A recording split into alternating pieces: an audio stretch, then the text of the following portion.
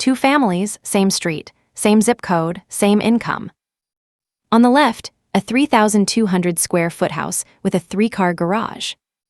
Two SUVs in the driveway, both under 3 years old.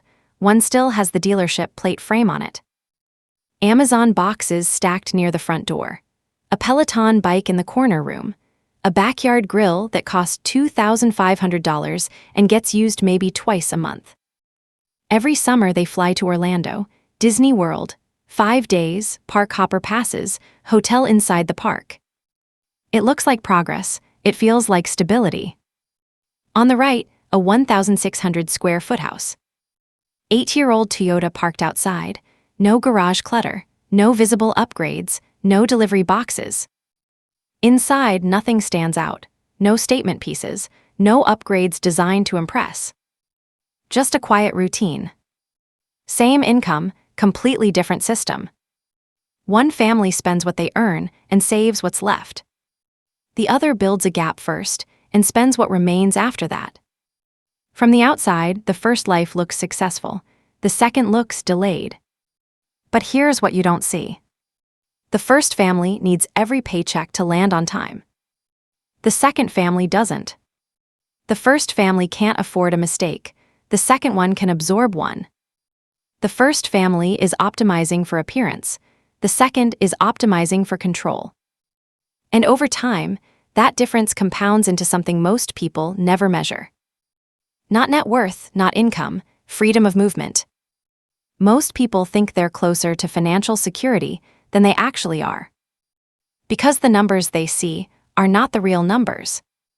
You'll hear this statistic repeated everywhere. Around 20% of Americans have $1 million saved for retirement. That number is technically true, it's also deeply misleading. It comes from financial platforms tracking their own users, people who signed up for budgeting apps, people already engaged with their money, people already ahead. That's not the country, that's a filtered room. Now zoom out. Across the entire population, the real number is closer to 2.5%. Not 1 in 5, closer to 1 in 40. Same country, same year, two completely different realities. And that gap does something dangerous. If you believe 1 in 5 people are hitting $1 million, your brain files it as normal, achievable, something you can get to later. So you delay. You keep the $70,000 SUV. You keep the $300 monthly subscriptions you stopped noticing. You keep the lifestyle because it feels aligned with what everyone else is doing. But if you internalize the real number, 1 in 40, something shifts. The timeline tightens, the margin matters, the small decisions stop feeling small. Because now you understand, most people are not on track, they just look like they are. And if you're benchmarking your life against people who are quietly underfunded, you don't drift slightly off course. You drift in the same direction as everyone else, confident, comfortable, and completely exposed. You are not failing financially, you are measuring yourself against the wrong system. The problem isn't your income, it isn't your discipline, it isn't even your savings rate, at least not in the way most people think. The problem is the scoreboard you're using to judge progress.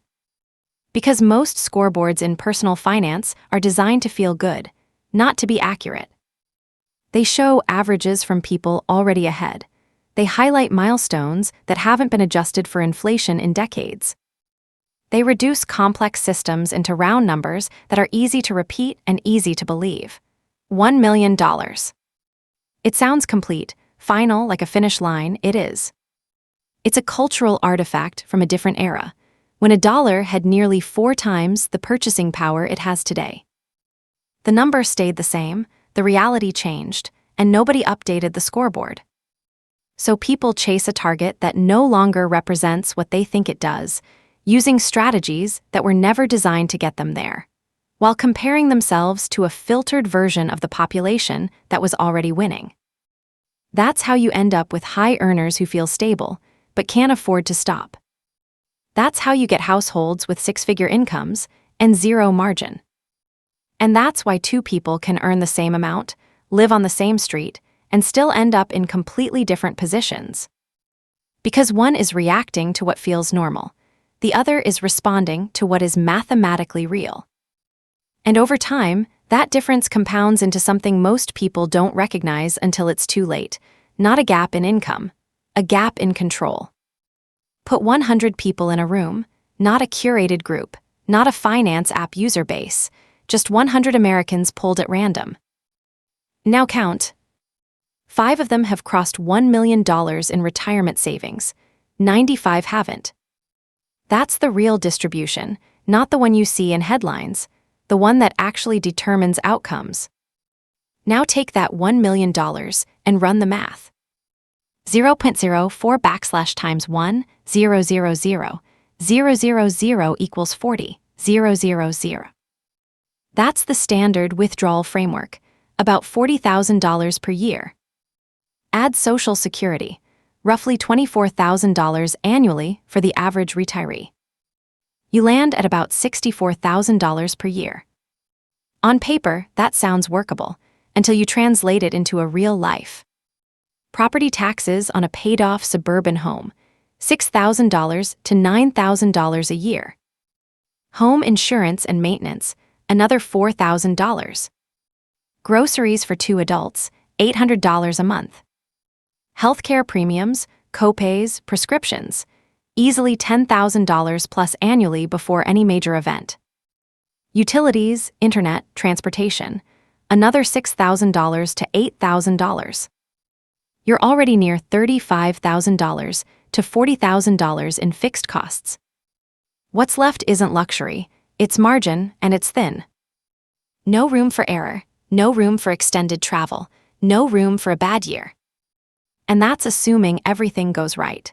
No market shock in the early years, no forced early retirement at 62 instead of 67. No $80,000 a year long-term care bill in your 70s. Now compare that to the median reality. The typical American retires with around $200,000. 0.04 times 200, 000 equals 8, 000. That's $8,000 per year from savings. Add Social Security, and you're around $32,000 total annual income. That's not a retirement plan, that's survival math. And here's the part most people never calculate: fees. A $500,000 portfolio growing at 7% sounds solid, until you subtract a 1% advisory fee. Over 20 years, that small 1% doesn't cost you 1%. It costs you over $300,000 in lost compounding. Not a bill you see, a future that never arrives. That's the difference between retiring with margin and retiring on a tightrope. The math isn't complicated, but it is unforgiving, and it doesn't care what feels reasonable, it only responds to what is real. Most people don't need more information, they need constraints. Clear rules, enforced consistently, no negotiation. Because without rules, behavior defaults to comfort, and comfort is expensive. Here are the rules that actually move the outcome. Rule 1, stop using round numbers. $1 million is not a plan. Calculate your own income replacement number. Attach it to your real expenses. Rule 2, assume a 40-year retirement, not 30, not average. Plan for the scenario where you stop working at 62 and live into your 90s. Rule 3, treat fees as guaranteed losses. A 1% fee is not small. It is a silent transfer of hundreds of thousands of dollars out of your future. Rule 4, default to low-cost index funds, not because they're exciting. Because over 20 years, they mathematically outperform most alternatives after fees. Rule 5, build liquidity before optimization, 12 to 24 months of expenses. Outside retirement accounts, accessible without penalties. Rule 6, delay Social Security if you can. Every year you wait past 67 increases your benefit by about 8%. That's a guaranteed return most investments can't match. Rule 7, stress test your plan. Remove your income at age 58. Drop your portfolio 30% in year 1 of retirement. Add a $60,000 annual healthcare cost. If the plan breaks, it was already broken. Rule 8 eliminates single point of failure thinking. One job, one timeline, one outcome. That's not a plan, that's a dependency. Rule 9, ignore your peer group. Your neighbors are not a financial benchmark. They are participants in the same system you're trying to escape. Rule 10, build the gap first. Income minus expenses. That gap is the only thing that compounds into freedom. None of these rules are complicated. They are difficult because they force trade-offs. They require saying no in a culture built on yes. And most people won't follow them, not because they don't understand them, because they feel the cost immediately and the benefit much later. Abstraction is where bad decisions hide, so make it physical, put numbers on objects, force clarity. Start with the driveway. A $70,000 SUV, financed over 5 years, driven about 10,000 miles per year. That's 50,000 miles total. Before gas, before insurance, before maintenance. That's already $70,000 divided by $50,000 miles equals $1.40 per mile. Add fuel, insurance, depreciation. You're easily over $2 per mile. Every commute, every grocery run, every school pickup. You're not just driving, you're burning capital 1 mile at a time. Now go inside the house. A $4,000 Peloton bike, used consistently for the first 2 months, then slowly ignored. Total lifetime usage, maybe 40 workouts. That's $4,000 divided by $40 equals $100 per workout. A boutique fitness class would have been cheaper. But this one sits in the corner, quiet, not costing you monthly, just sitting there as a sunk cost that never compounds. Open the closet. A row of clothes from last Black Friday, discounted, justified, never worn. Let's say $1,200 total across multiple purchases, worn maybe 6-8 times combined. That's $150 $200 per wear. And none of it increases your income, none of it reduces your future risk. Now compare that to what most people never see, the fee structure. A $500,000 portfolio, growing at 7%, with a 1% annual advisory fee. You don't feel it, you don't see a bill. But over 20 years, that 1% quietly removes over $300,000 from your outcome. That's not a luxury purchase. That's an entire second retirement account that never existed. This is how the system actually works, not through one catastrophic mistake, but through hundreds of small decisions that feel harmless in isolation. A car upgrade, a subscription you forgot, a fund you never reviewed. Each one looks manageable. Together, they erase margin. And without margin, you don't have flexibility, you don't have resilience, you don't have a second option. You just have a life that needs to keep working, exactly as planned. None of this is happening because people are irrational. It's happening because the system is perfectly aligned with how the brain works. Start with present bias. Your brain discounts the future, aggressively. A $200 dinner tonight feels real, immediate, rewarding. That same $200 invested feels invisible. No feedback, no dopamine, no proof it mattered.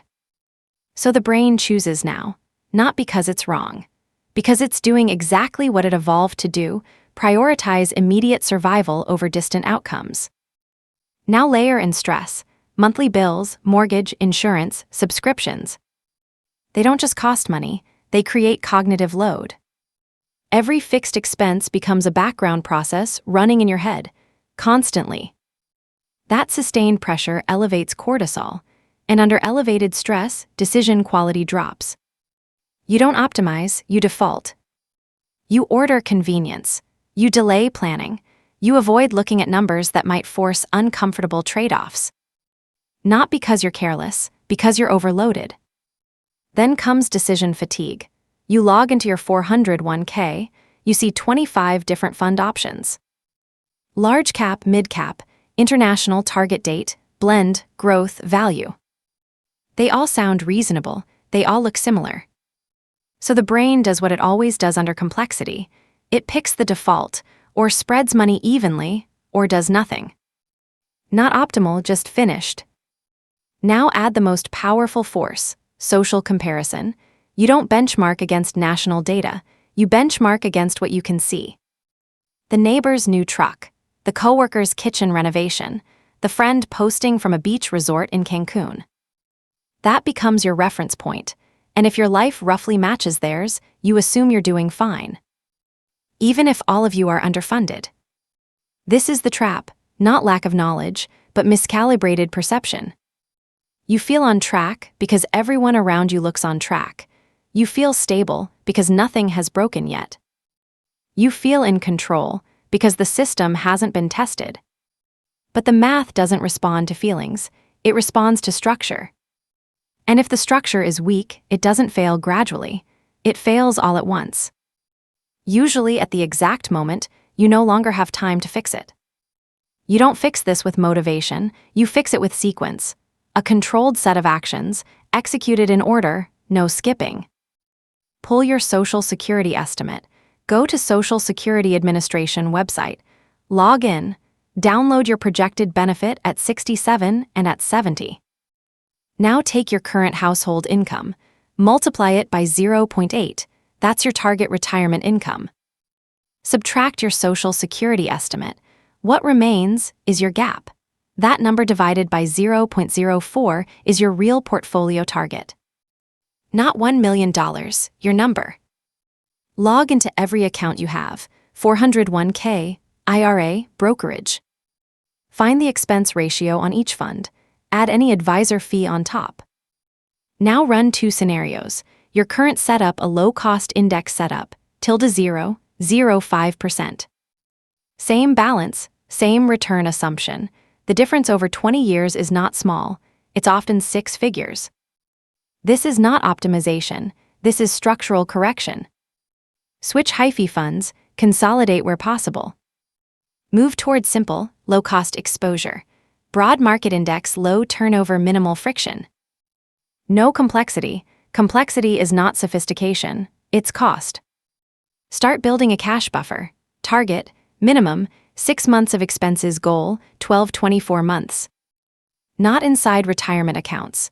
Keep it in high-yield savings or a liquid brokerage account. This is not for growth, this is for survival. Run 3 scenarios. Income drops to 0 for 12 months. Market falls 30% in your first retirement year. Unexpected $60,000 expense. If your system collapses under any of these, it is not a plan, it is a hope. Now increase your gap, not by chasing income alone, but by controlling fixed costs, housing, transportation, recurring subscriptions.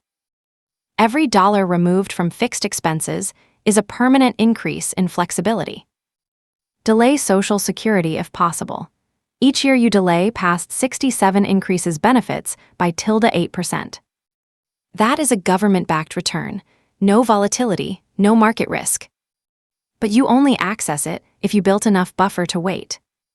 This is what changes outcomes, not one decision, a sequence. Executed early enough that the math has time to work. Because once you run out of time, even perfect decisions stop mattering. Every financial outcome is the result of a loop, not a single decision, a repeated pattern. Most people are in a loop they never consciously chose. Income comes in, it gets allocated immediately. Mortgage on a 3,000+ square foot house, car, payments on 2 financed vehicles, subscriptions. You don't track lifestyle that expanded quietly over time. There is no gap. So when pressure shows up, a job loss, a market drop, a $15,000 emergency, there is no buffer. Stress increases, and under stress, behavior shifts. You spend for relief, you delay decisions, you avoid looking at the numbers. Which tightens the system further.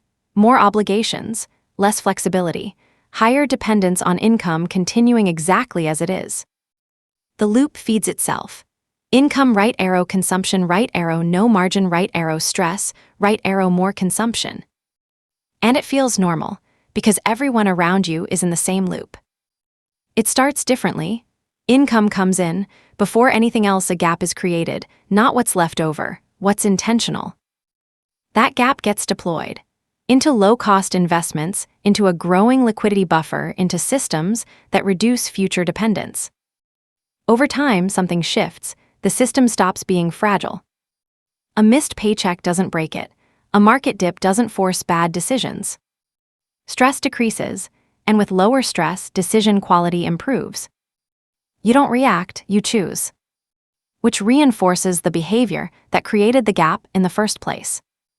The loop compounds: income to gap to investment to optionality to control. Both loops are invisible at the start. They look almost identical from the outside. Same street, same salary, same lifestyle signals. But over time, one system tightens and the other opens. One requires everything to go right. The other can survive things going wrong. And that difference only becomes visible when something breaks. At some point, the numbers stop being the focus, not because they're small, but because they've already done their job. The gap is there. Income is no longer fully consumed. Expenses no longer dictate every decision. From the outside, nothing looks different. Same street, same type of house, same routine. But internally, the structure has changed. You are no longer negotiating your life around bills. You are no longer dependent on every paycheck arriving on time. You are no longer forced to say yes when you would rather say no. That is the shift most people miss. Wealth is not the house, not the car, not the visible signals that can be photographed and compared. Those are outcomes, sometimes they're even distractions. Wealth is something quieter. It's the number of months you can go without needing to earn. It's the ability to walk away from a bad deal, to leave a job that drains you, to take time when it matters without calculating the cost. It's optionality. And optionality is not built through one decision. It's built through thousands of small refusals. The car you didn't upgrade, the fee you removed, the purchase you questioned long enough to skip. No single decision feels significant, but together they create distance between what your life costs and what your life produces. And in that distance, something rare appears. Not more things, not more status, control. The kind that doesn't announce itself, doesn't need validation, doesn't depend on the next paycheck. The kind that lets you choose. And in the end, that's the only definition of wealth that holds up. The ability to decide without being forced.